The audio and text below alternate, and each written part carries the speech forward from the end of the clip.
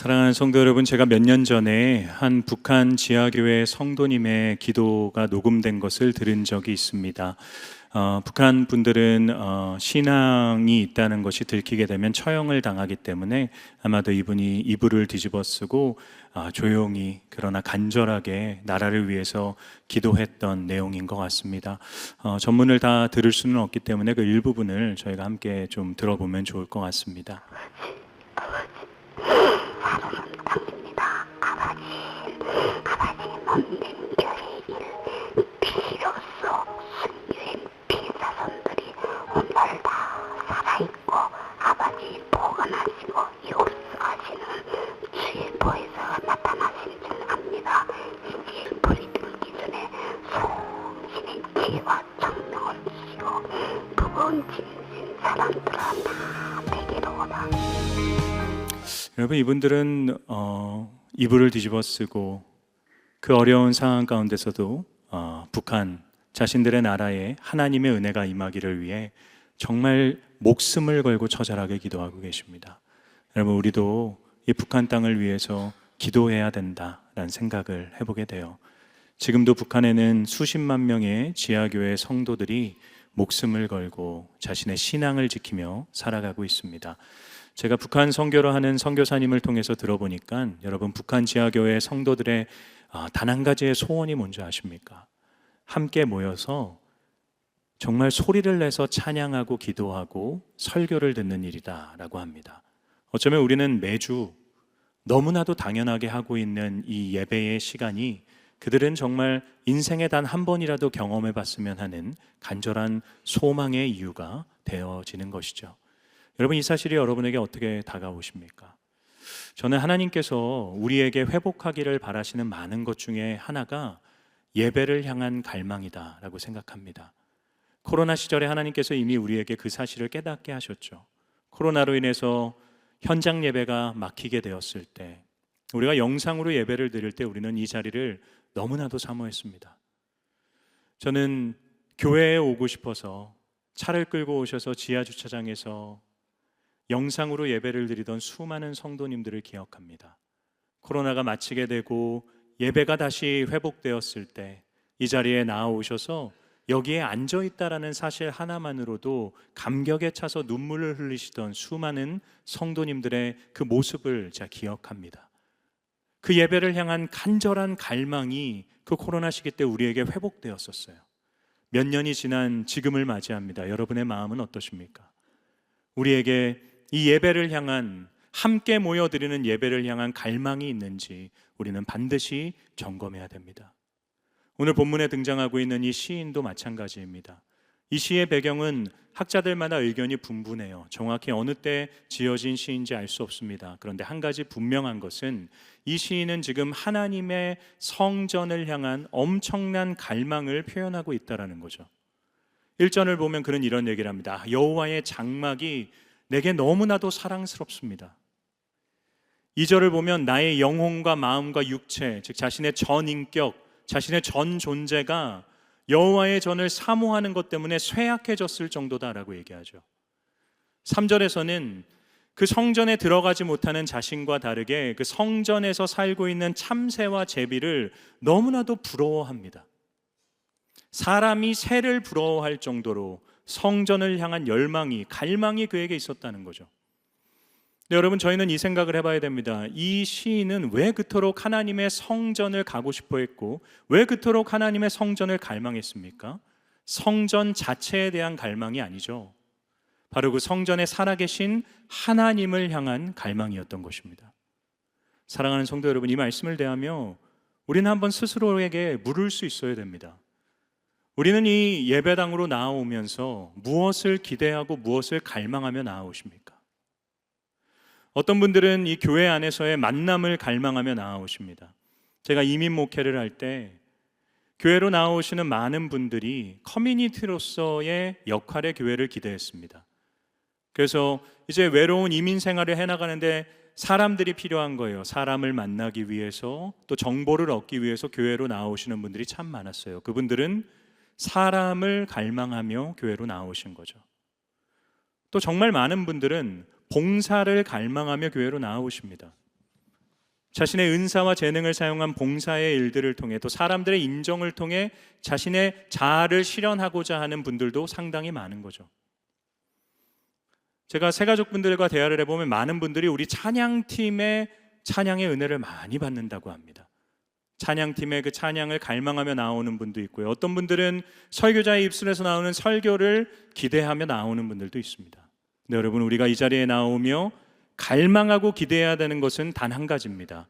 이 자리에 살아계신 하나님과의 만남인 줄을 믿습니다.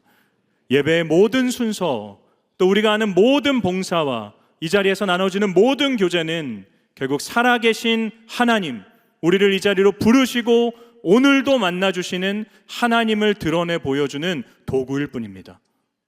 우리는 찬양을 통해 하나님을 바라봐야 되고요, 설교를 통해 설교자가 아니라 선포케 하시는 하나님을 발견해야 됩니다. 봉사하며 우리는 그 속에서 하나님을 경험할 수 있어야 되고, 성도의 교제 가운데 살아계신 하나님을 마주할 수 있어야 됩니다.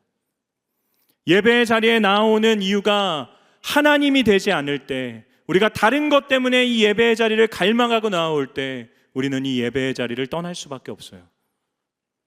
왜냐하면 이 자리에 있는 사람들은 천사가 아닙니다. 사람과의 교제를 갈망하고 나오셨다면 그 사람으로 인한 상처를 경험하며 교회를 떠나게 될 것입니다. 찬양대의 찬양 수준이 높고 참 좋을 수 있습니다. 그런데 세상에는 훨씬 더 수준 높은 음악들이 있어요. 설교자의 지혜의 말보다 여러분, 세상에 수많은 강연들과 수많은 지혜로운 말들이 넘쳐나는 세상입니다.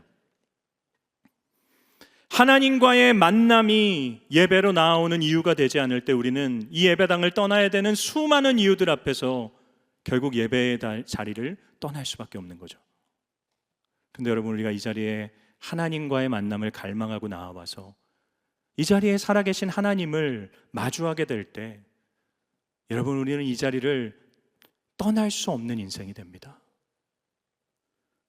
누가 억지로 끌고 와서 앉아 있는 게 아니라, 누가 가지 말라고 붙잡고 누가 나를 막아서도 기쁜 마음으로 이 자리로 올 수밖에 없어요. 왜냐하면 그 하나님과의 만남에서 세상 어디에서도 또 누구에게서도 받을 수 없는 기쁨과 평안을 우리는 충만히 누리기 때문입니다. 한 찬송가의 가사처럼 내가 주님과 함께 나눈 그 기쁨을 알 사람이 없다라는 것이 그 하나님을 마주한 자의 고백이 되어지는 것이죠. 저는 우리 귀하신 성도님들이 이 고백의 주인공들이 되기를 주님의 이름으로 축원합니다. 제가 지난주에 이 고백을 정말 온 삶으로 표현하는 분들을 만나고 왔어요. 독신 여 선교사님 선교대회를 제가 참여했습니다. 이분들은 정말 세계 각지에서 사역을 하는 분들이세요. 아프리카에서 수십 년 동안 선교하신 분도 계시고, 또 여러 중남미 또 아시아 국가들에서 정말 평생을 헌신하고 수고하시는, 독신으로 사별하셨거나 또 미혼이신 선교사님들이 정말 각자의 필드에서 최선을 다해 사역하시다가 2년에 한 번씩 모이셔서 선교 대회를 여시는 거예요. 이번에 인도네시아 발리에서 진행이 됐습니다. 여러분, 발리는 어떤 곳입니까? 전 세계적인 휴양지 아닌가요? 자연 풍경이 너무나도 아름다운 곳입니다. 여러분, 제가 그곳에 도착해서 일정을 봤어요. 내 일정이 월요일부터 금요일까지 새벽부터 저녁까지 찬양, 강의, 간증, 설교밖에 없어요. 여러분, 대단한 어떤 수준 높은 것도 아니었습니다. 찬양을 하는데 한 선교사님이 피아노 전공도 아니신 것 같아요. 그냥 나오셔가지고 반주를 하시는데 박자가 정말 다 틀려요. 그리고 선교사님들 중에 제가 봤을 때는 어린 선교사님 순들로 이렇게 찬양팀을 하신 것 같은데, 그 선교사님들이 나오셔서 몇 분이 싱어를 하시는데 음정과 박자가 정말 다 틀립니다. 그래서 듣고 있으면 이게 어떤 곡이지 싶을 정도로. 근데 여러분, 그 찬양에 선교사님들 막 덩실덩실 춤을 추면서 너무 기뻐하세요. 여러분, 제 설교의 장점이 뭡니까? 빨리 끝난다는 거죠. 그 유일한 장점이라고 할 수 있는데, 제가 거기에 이제 설교를 하러 올라가서 설교를 끝냈어요. 근데 선교사님들이 저한테 뭐라는 줄 아세요? 더 해달라고. 저 처음 들어봤어요. 왜 설교를 그렇게 빨리 끝내시냐고, 더 해달라고, 더 해달라고. 제가 새벽에 설교를 하러 섰는데 한 분도 빠짐없이 다 정말 초롱초롱한 눈빛으로 저를 쳐다보고 계세요. 아, 우리 범호교도 그랬으면 좋겠다 싶은 생각을 했습니다. 여러분, 그 자연환경이 너무나도 아름답고 관광하려면 할 수 있는 게 너무나도 많은 곳인데 왜 그분들은 그 호텔 컨퍼런스룸에서 먹고 마시면서 새벽부터 저녁까지 예배와 찬양과 기도와 간증만 하고 있는 겁니까? 하나님과 서로 나눈 그 기쁨을 알 사람이 없기 때문에, 자연 환경에서 풍경을 맛보고 즐겁게 쉬고 맛있는 거 먹으러 다니는 것보다 그 자리에 함께 모여가지고 하나님을 찬양하고 예배하고 기도하고 서로 끌어안고 울면서 성도의 교제를 나누는 것이 세상 어디에서도 누릴 수 없는 가장 큰 기쁨이 되기 때문입니다. 사랑하는 여러분, 그 선교사님들이 믿는 하나님이 우리의 하나님이신 줄을 믿습니다. 우리가 이 예배의 자리로 나오는 주일마다 이 자리를 목숨을 걸고 지키는 이유가 무엇 때문입니까? 그거 주일 성수 안 하면 벌 받기 때문이 아니에요. 주일 성수는 율법으로 접근하는 게 아닙니다. 우리가 이 자리에 나오는 이유는 이 자리에 세상 어디서도 누릴 수 없는 은혜가 있는 자리이기 때문인 줄 믿습니다. 이 자리를 그래서 갈망하셔야 돼요. 하나님을 갈망하셔야 돼요. 음악도 설교도 기도도 어디든 다 있습니다. 하나님만 우리가 이 자리에서 만날 수 있습니다. 이 자리에 나오시며 주님을 갈망하십시오. 십자가를 바라보십시오.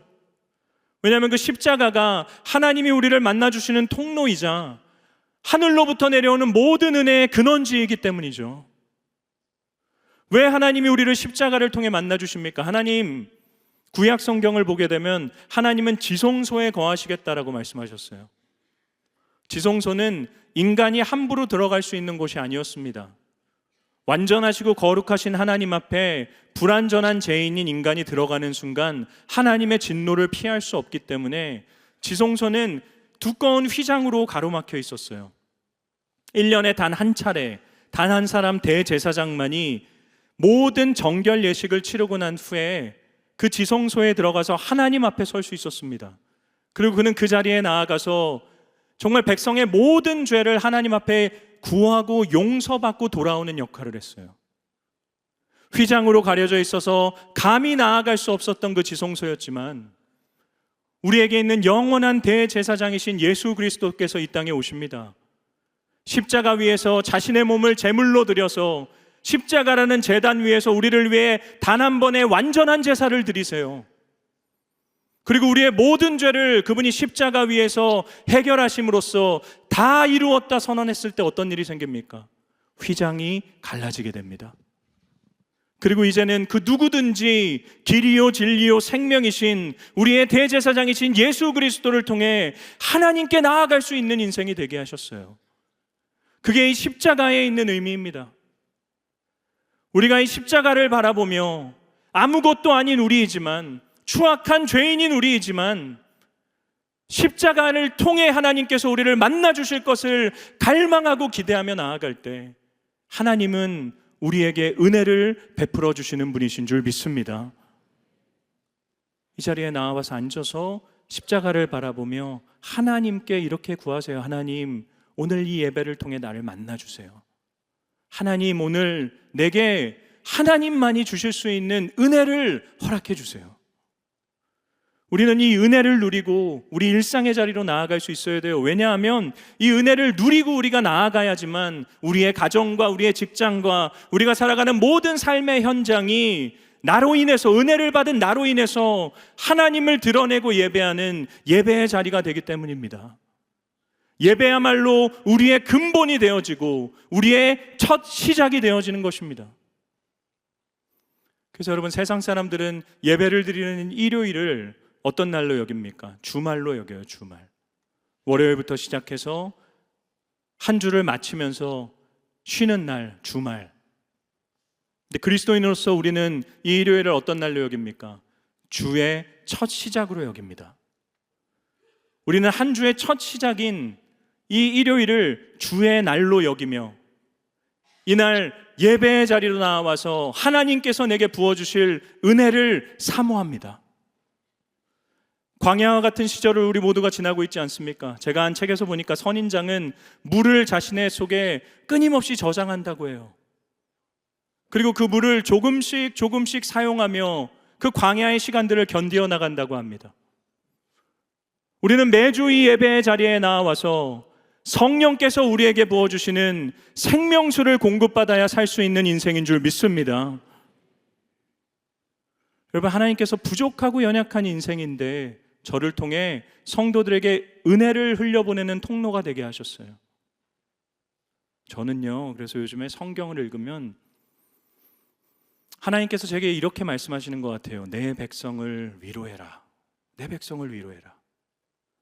그래서 저는 요즘에 성경 본문을 읽을 때마다 이 말씀 속에 담겨져 있는 하나님의 성도들을 향한 위로는 뭘까라는 생각으로만 읽어요. 제가 너무나도 부족하고 연약한 인생인 걸 제가 알아서 요즘에 하나님께 어떻게 기도하냐면, 하나님, 우리 성도님들이 이 자리에 앉아만 있어도 은혜가 되게 해주세요. 찬양을 드릴 때, 기도를 드릴 때, 설교를 들을 때 불가항력적인 은혜, 감히 저항할 수 없는 하나님으로부터 오는 일방적인 은혜를 맛보게 해주세요라고 기도합니다. 사랑하는 여러분, 부족한 목자이지만 하나님께서 저를 통해 여러분에게 하나님의 말씀을 선포하십니다.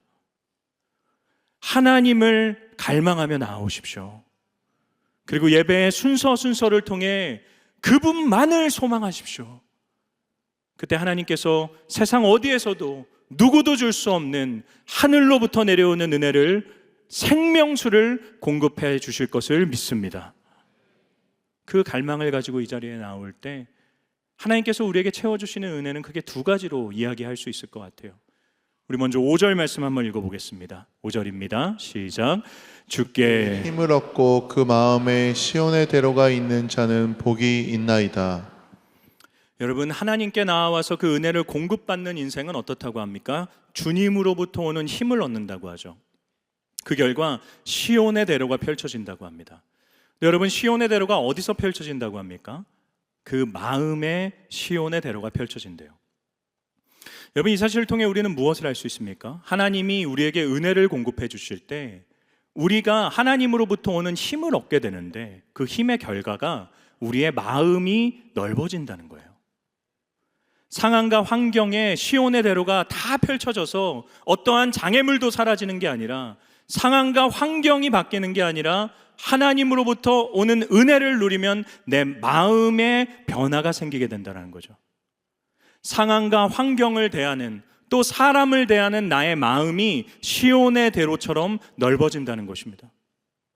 상황과 환경은 절망일 수밖에 없어요. 상황과 환경은 눈물 날 수밖에 없습니다. 상황과 환경은 꽉 막힌 것 같아요. 좁은 길인 것 같습니다. 그런데 주님께로 나와서 주님으로부터 힘을 얻게 되면 상황과 환경과 상관없이 내 마음이 넓어지는 거예요. 하나님이, 내가 믿는 하나님이 여호와 이레의 하나님으로 공급하실 것을 믿기 때문에 그 하나님을 믿는 믿음 안에서 힘을 얻고 마음의 시온의 대로를 경험하게 되는 것입니다. 사람과의 관계에서도 마찬가지죠.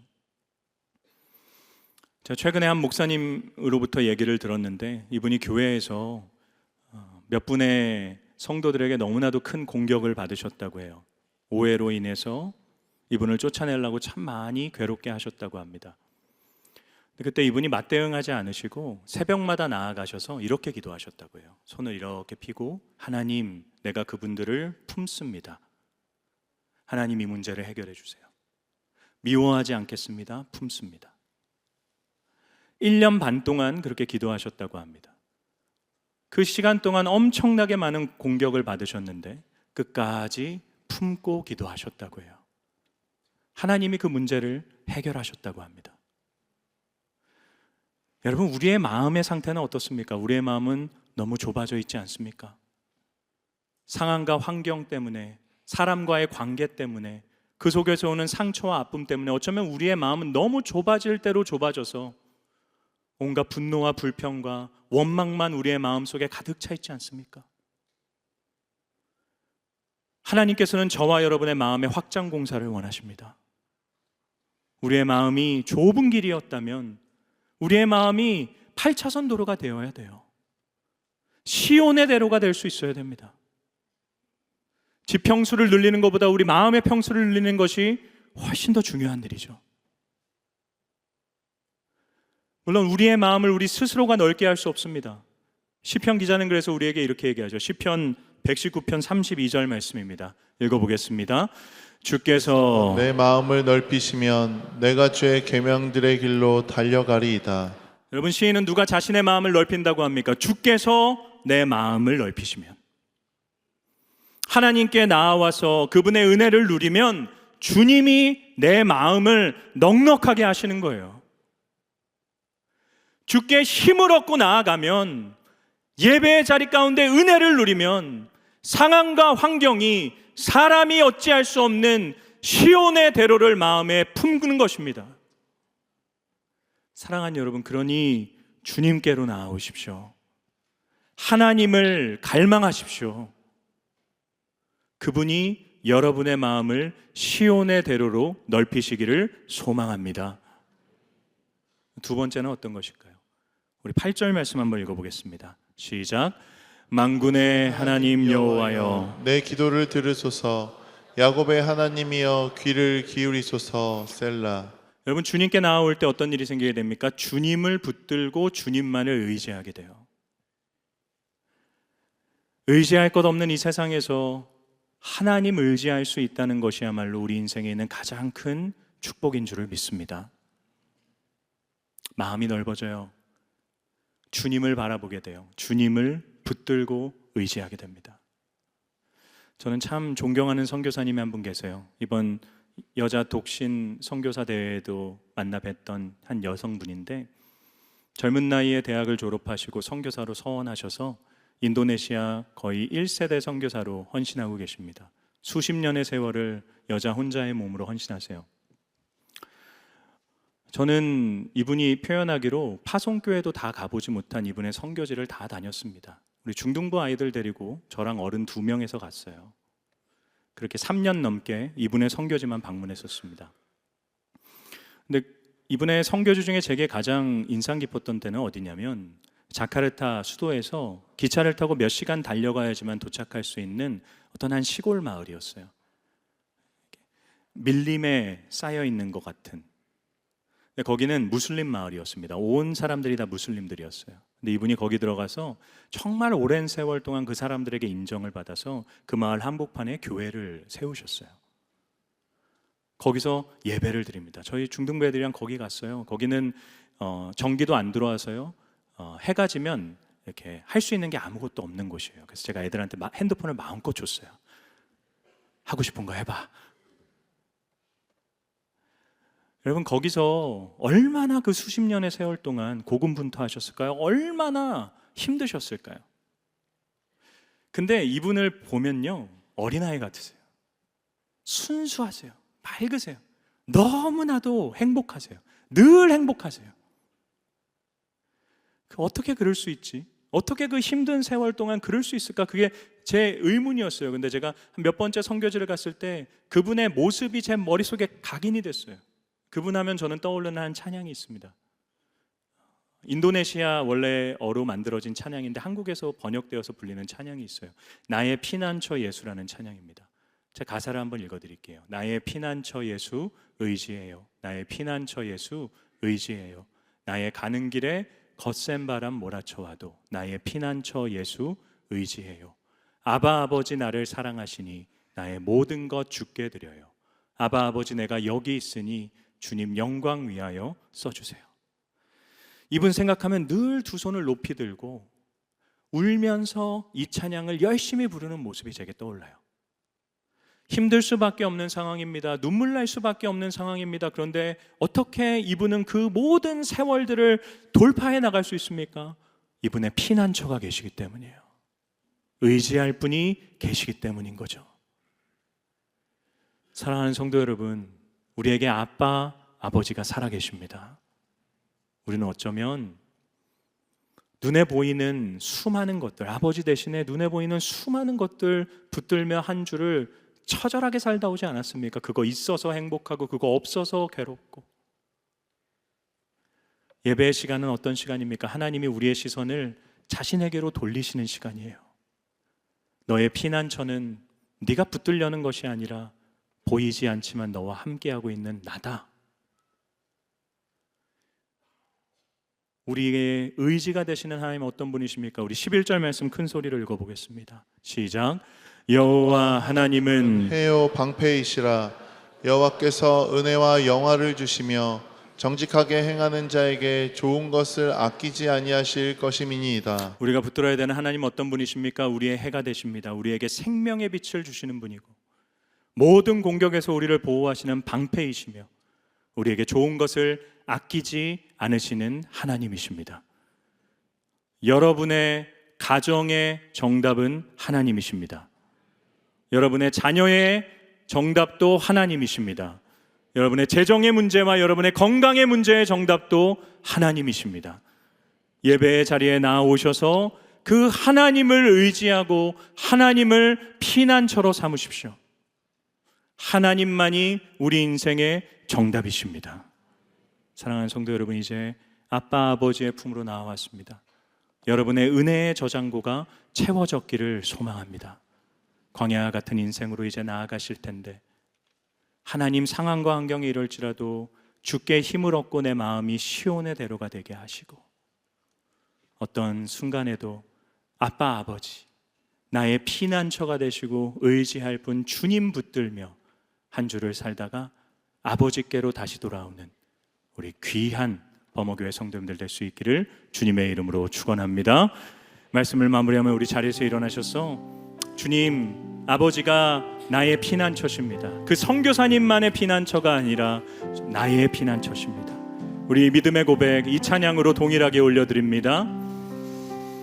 나의 피난처 예수 의지해요. 나의 피난처 예수 의지해요. 나의 피난처 예수 의지해요. 나의 가는 길에 거센 바람 몰아쳐와도 가는 길에 거센 바람 몰아쳐와도 나의 피난처 예수 우리 다시 한번 찬양합니다. 나의 피난처 예수. 나의 피난처 예수 의지해요. 나의 피난처 예수 의지해요. 피난처 예수 의지해요. 나의 가는 길에 거센 바람 몰아쳐와도 길에 거센 바람 몰아쳐와도 누가 우리의 피난처이십니까? 나의 피난처 예수 의지. 아바 아버지 나를 사랑하시니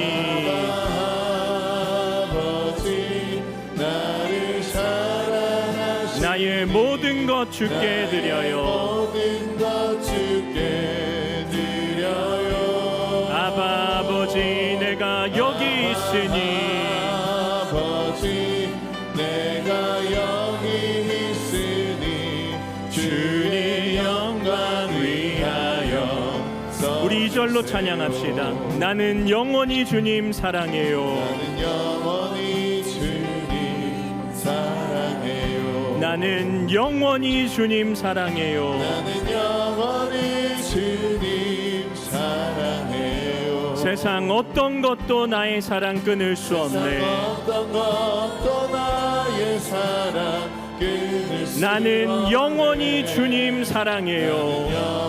우리의 고백이 되길 원합니다. 아바 아버지 나를 사랑하시니 아버지 나를 사랑하시니 나의 모든 것 주께 드려요. 주께 드려요. 아바 아버지 내가 여기 있으니 주님 영광 위하여 아바 아버지 나를 사랑하시니 아버지 나를 사랑하시니 나의 모든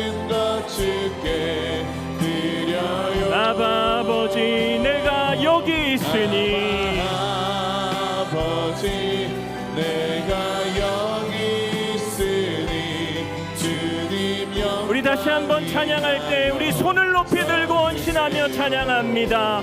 아바 아버지 아버지 나를 사랑하시 나의 모든 것 주께 드려요. 것 주께 드려요 아바 아버지 내가 여기 있으니 아버지 내가 여기 있으니 주님 영광 위하여 써주세요. 위하여 써주세요